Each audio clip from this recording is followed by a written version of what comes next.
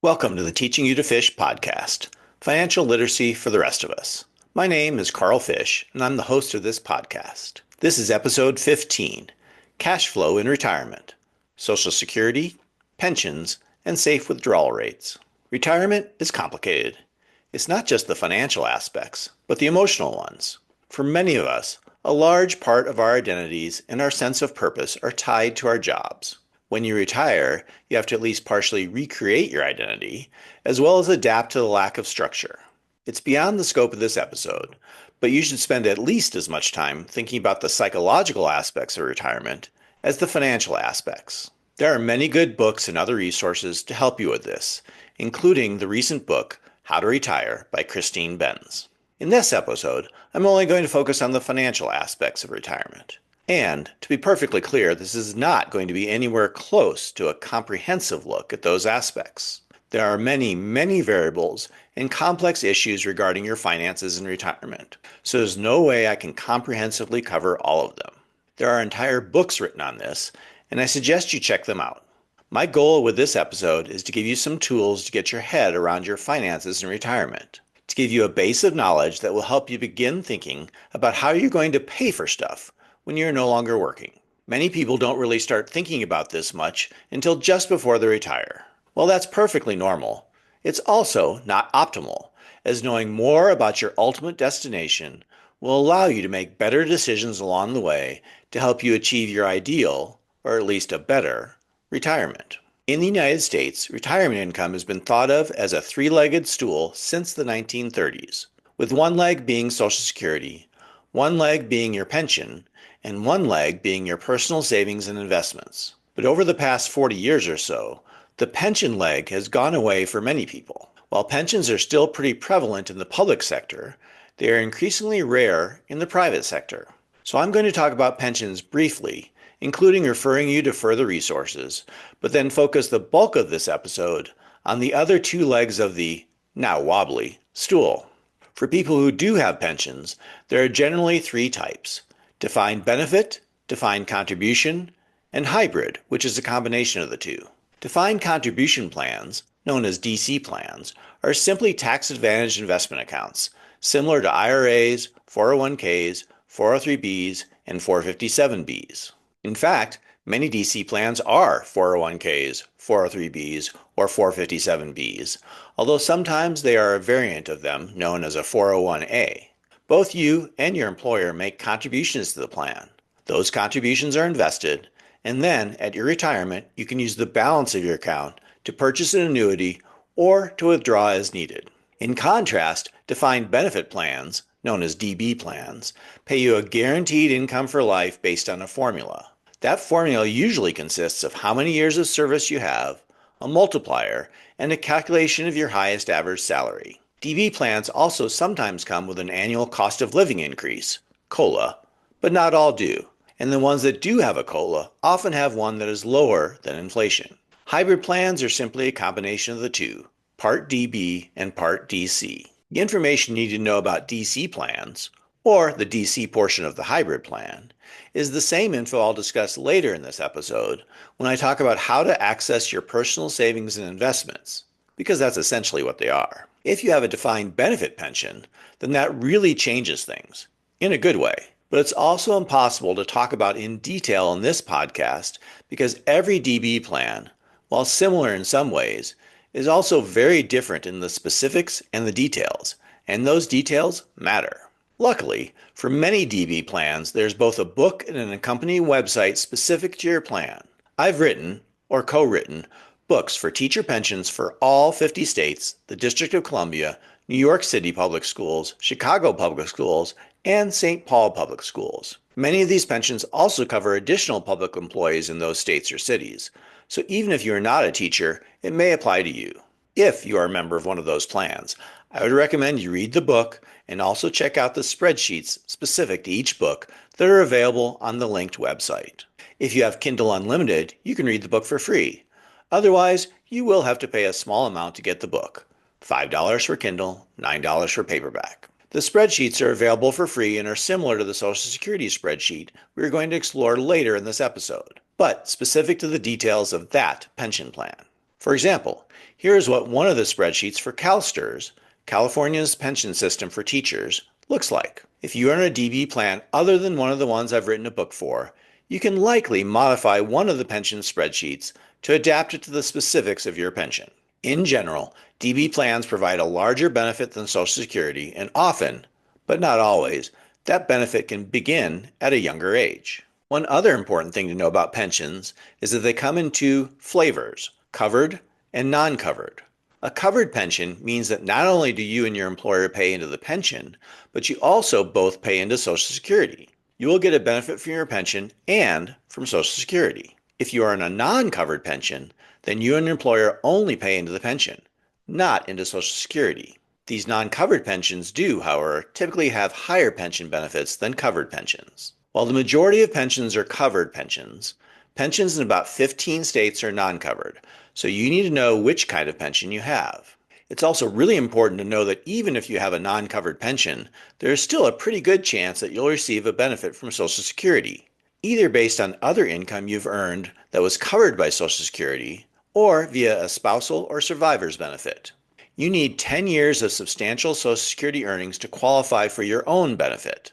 That might include income from work in high school, college, side hustles during your career or in the summers, or working after retirement from your non-covered pension. If you have a spouse who pays into Social Security, you also might be eligible to receive a spousal benefit while they are still alive, or a survivor's benefit if they were to predecease you.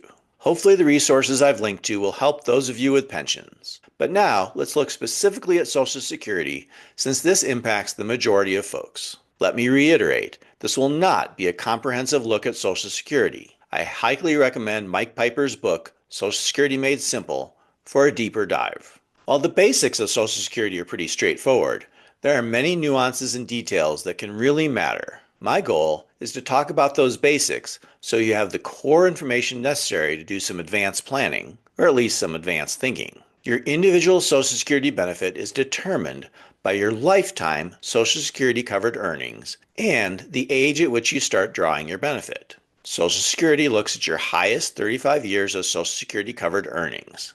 It's important to note that any earnings before the age of 60 are indexed for inflation, meaning the earnings used in your calculation for any years before you turn 60 are increased to the equivalent purchasing power of those earnings in the year you turn 60. These are then added together, divided by 35 years, and then divided by 12 months to get your average indexed monthly earnings, or AIME. If you continue to earn income after age 62, that income can also be included in your AIME calculation, and it can increase it. Your AIME is then used to calculate your primary insurance amount, PIA. Note that this is, by design, a progressive formula, meaning that it gives a higher percentage Social Security benefit to lower wage earners than to higher wage earners.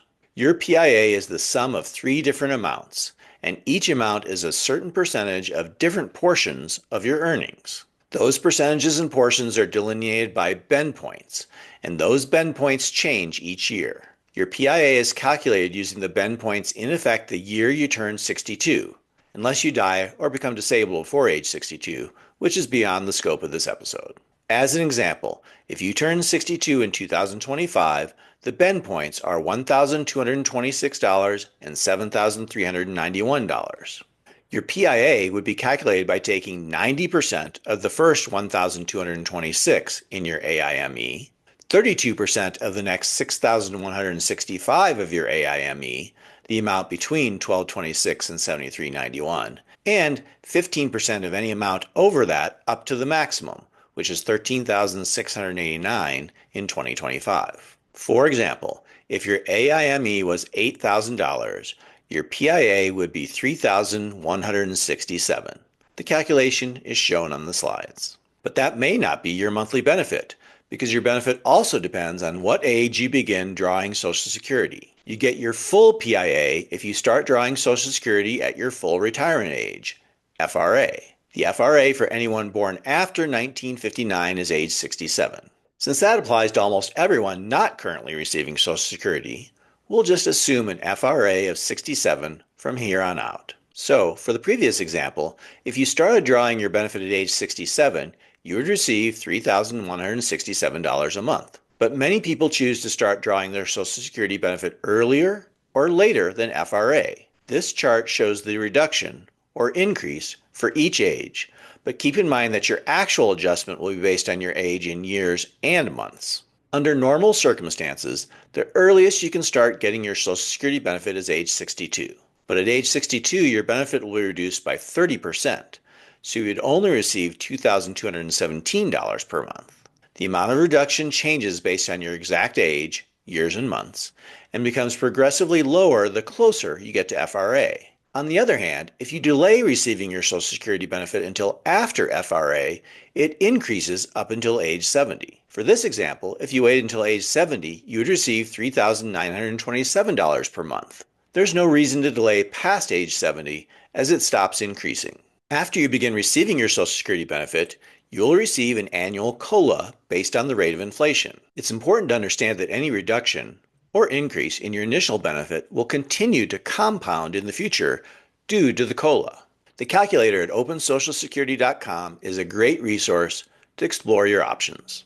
If you are at least age 62, your spouse is at least age 62, and you've been married for at least 1 year, or if you were previously married for at least 10 years, even if you are now divorced, you may be eligible for spousal benefits. Spousal benefits can be complicated, but the basic idea is that you are eligible for up to 50% of your spouse's benefits if that ends up being more than the benefit you are entitled to based on your own earnings. You don't get both, you get the higher amount. If you or your spouse take an early, reduced benefit, it will also reduce your spousal benefit amount. There's no increase in your spousal benefit if your spouse delays past FRA. For example, if your spouse's earned benefit is $3,000 a month and your earned benefit is $1,200 a month, and neither of you started collecting early, your spousal benefit would increase your monthly amount to a total of $1,500 a month, 50% of your spouse's benefit. If your spouse predeceases you, you may be eligible for a survivor's benefit, which is based on the amount your spouse was receiving. This only comes into play if it is more than your own earned benefit. Again, you don't get both, just the higher one. There are various strategies for maximizing your Social Security benefits based on the relative earnings and benefits for each spouse, with a common strategy being for the lower earner to claim earlier and the higher earner to delay to age 70 if possible. Social Security has many nuances and details, so this strategy may or may not be right for you. So that's the basics of Social Security. Again, this is not meant to be comprehensive, only to give you enough information to have the general idea of how your benefits are calculated and the knowledge to know what to generally expect. So now we'll look at the last leg of the stool, your savings and investments. In previous episodes, we discussed how to make the most of your long-term investments, including saving and investing as much as you can, getting started early, choosing appropriate asset locations, allocations, and tax statuses, investing in index funds, and keeping your fees as low as possible. As I've said before, investing is one of the easiest parts of your finances. Perhaps the hardest part related to investing is actually in the decumulation phase, when you have to figure out how much you can safely withdraw from your investments and which investments to pull your money from at any given time. How much you can safely withdraw is referred to as a safe withdrawal rate. The safe part refers to figuring out how much you can withdraw so that you don't draw down your investments so fast that you empty your retirement accounts before you die. The intricacies of safe withdrawal rates are beyond the scope of this episode, but there is a rule of thumb that works really well for most people that we are going to utilize. It's called the 4% rule. To be clear, the 4% rule is not a rule, but more of a guideline. Research shows that, historically, someone who withdraws 4% of their investment balance in the first year of retirement, and then in subsequent years increases that initial amount by the rate of inflation each year, their investments will last for at least 30 years. The idea being that 30 years is enough to last for your expected life expectancy in retirement. And in fact, in many 30-year periods, they will end up with more than what they started with. But we just don't know what returns will look like in our 30-year period. For example, if you retired with $1 million in your portfolio, you could safely withdraw 4% of that in your first year, which would be $40,000. Then the following year, you would withdraw that $40,000 increased by the amount of inflation. So if inflation was 3% during that first year, you could withdraw $41,200 in the second year, 3% of $40,000 being the additional $1,200. Each subsequent year, you would increase the previous year's amount by the rate of inflation. Again, this is not guaranteed to work, but historically it has worked really, really well. So it's a pretty good baseline for how to think about the amounts you can safely withdraw. Just because you withdraw $40,000 doesn't necessarily mean, of course, you will have $40,000 to spend, because you may owe taxes on your withdrawal. This is where the tax status of your investments comes into play, and why you typically want to have some investments in all three tax status buckets: taxable, traditional pre-tax, and Roth. For example, if you live in Colorado and are in the 22% marginal federal tax bracket, plus Colorado's state tax rate of 4.25%, then you would owe $10,500 in taxes on that $40,000 withdrawal if it came from a traditional pre-tax retirement account, meaning you would have less than $30,000 to actually spend. If, however, it came from a Roth account, you would owe no taxes and have the full $40,000 to spend. If it came from a taxable account, then how much you would have to spend would depend on how much realized capital gains were included in that $40,000, with the amount of realized capital gains, but not the principal, likely taxed at the 15% capital gains tax rate, depending on your taxable income. As mentioned in episode 12, having the flexibility to pull from all three types of accounts, taxable, traditional, and Roth, gives you options to perhaps lower your overall tax burden. For example, during some years in retirement, you may have a much lower taxable income, in which case it could make sense to pull money from traditional pre-tax accounts in those years because it will be taxed at a lower marginal tax rate. Or you might consider pulling from a taxable account in those years because any capital gains would be taxed at a lower capital gains tax rate, perhaps even at a 0% capital gains tax rate. These could also be years where you consider doing a Roth conversion, which is where you convert part of your traditional account to a Roth account.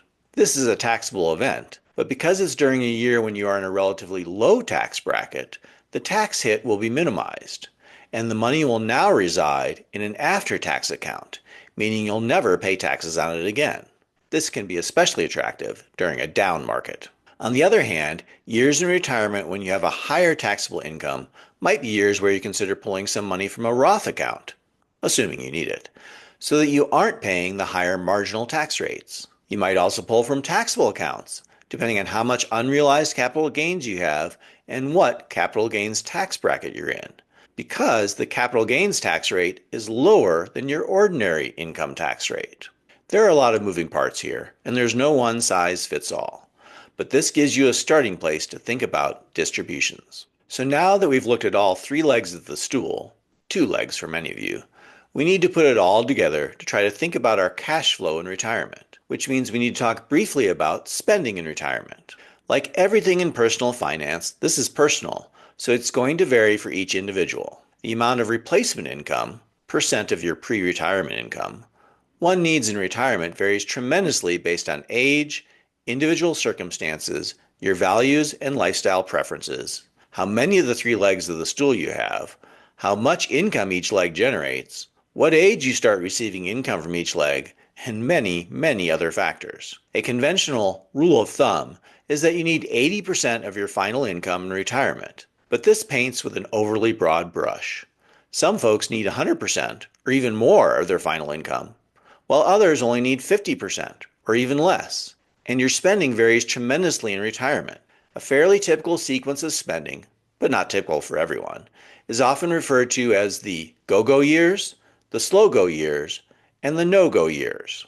For many people, but not all, the first part of retirement are the go-go years, where you end up spending a fair amount on travel because you have both the pent-up desire to travel and the good health to do it. Then many people enter the slow-go years, where you're still traveling and spending a decent amount of money in other ways, but not nearly at the pace as during the go-go years. Finally, for many folks, the last few years are the no-go years, where your health and energy level don't allow you to travel very much, if at all, or spend money in other ways like you used to.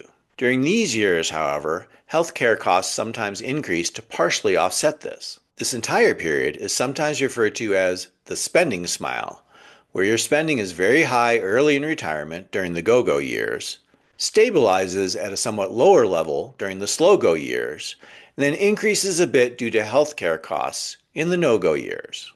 If you have a defined benefit pension, then you should use one of the spreadsheets I referenced earlier, preferably along with the descriptions of how to use the spreadsheets that are in the accompanying book. If you don't have the DB leg of the stool, then we're going to work through the following spreadsheet to look at the Social Security and savings and investments legs. To be perfectly clear, this spreadsheet should not be used as an accurate, down-to-the-penny kind of spreadsheet, but more of a brainstorming activity. The further away you are from retirement, the less accurate the spreadsheet will be, although it will still be directionally accurate, so it can be helpful to your thinking and planning process.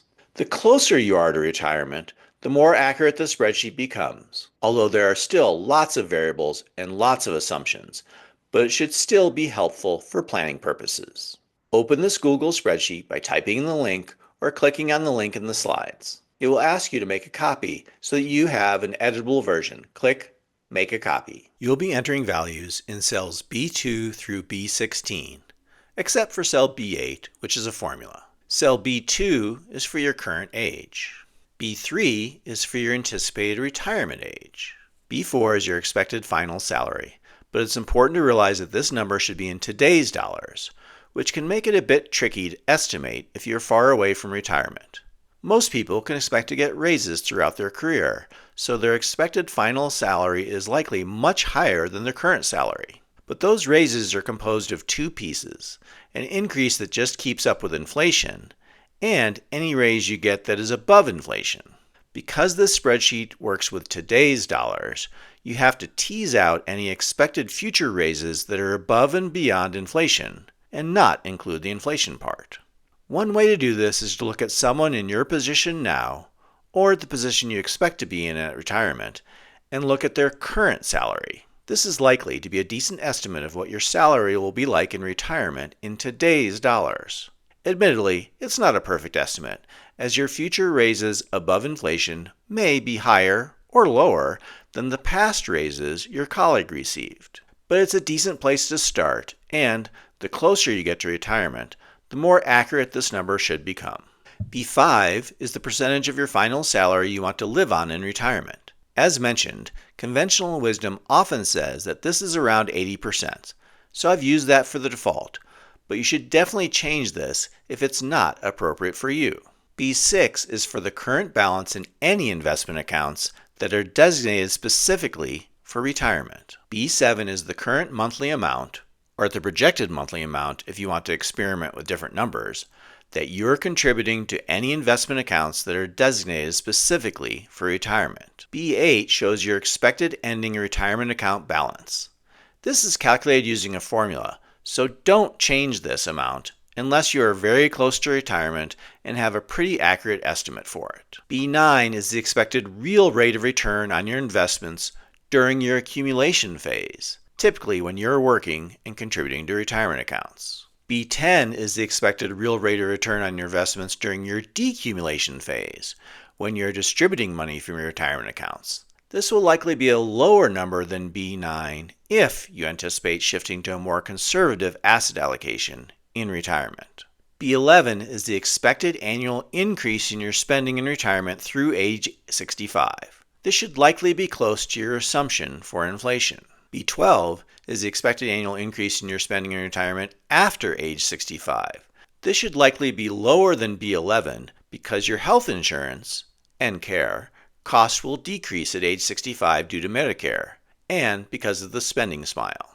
B13 is the age you will start collecting your Social Security. Note that it does not have to be the same age as when you anticipate retiring. B14 is the amount of replacement percentage of your final salary you expect to get from Social Security. This varies not only on the amount of your final salary, but also whether you begin taking your Social Security at your full retirement age, if you start earlier, or if you delay all the way to age 70 to maximize it.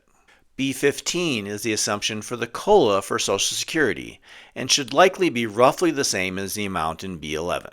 B16 is the safe withdrawal rate that you'd like to use for comparison purposes to your estimated withdrawals each year. The table below then takes all of that data and makes projections based on your spending needs in retirement, your estimated Social Security benefit, and how much you will need to withdraw from your retirement accounts to make up any difference. For example, with the default numbers, row 18 shows you retiring at age 65 and needing $80,000 to live on.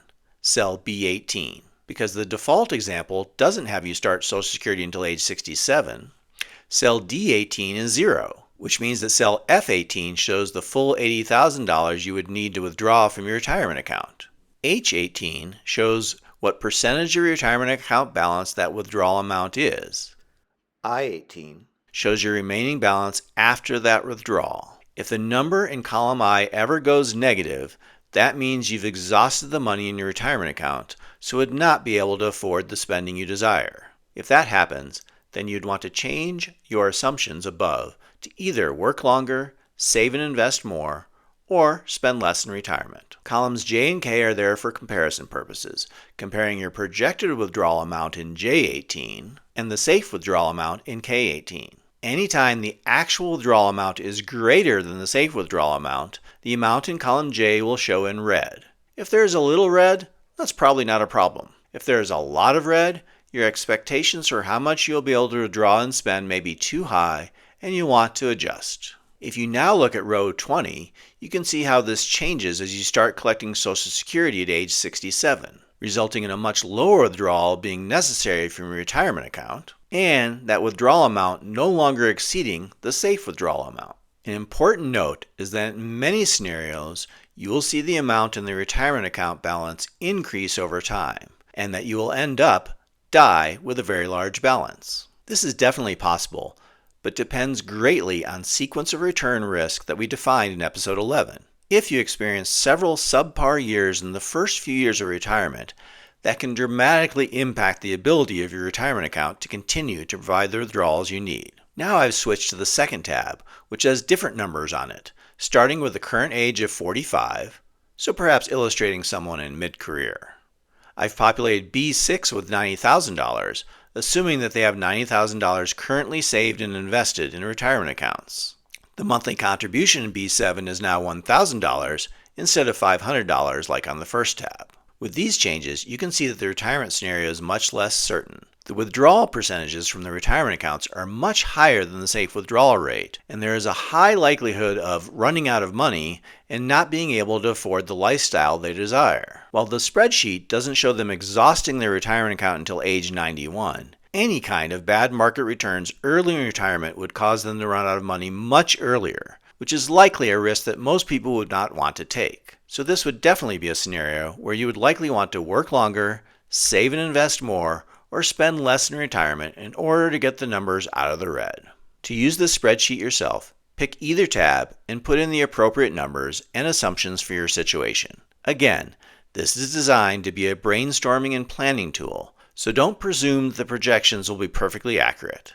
But this allows you to test different assumptions, which in turn may encourage you to make certain changes, such as investing more each month, or less, or planning on working longer, or not as long, or taking Social Security later, or earlier. If you are taking notes throughout this series, take a screenshot of your spreadsheet and paste it into your notes, as well as a link to your copy of the spreadsheet for future reference. Then write a paragraph or two reflection on this exercise. If you're comfortable sharing your reflection, there are several ways to do that. If you're watching or listening to this on Spotify or YouTube, then you can leave your thoughts and/or your feedback or questions in the comments. You can also always reach out to me directly on social media or via email. I'm Carl Fish on Blue Sky, Twitter, Facebook, and YouTube, or you can email me directly at carlfish@gmail.com. While retirement may or may not seem far away, doing some general thinking and planning around what that will look like even early in your adult life will pay dividends, pun intended. In our next episode, we'll explore the related and very important and expensive topic of health insurance in retirement.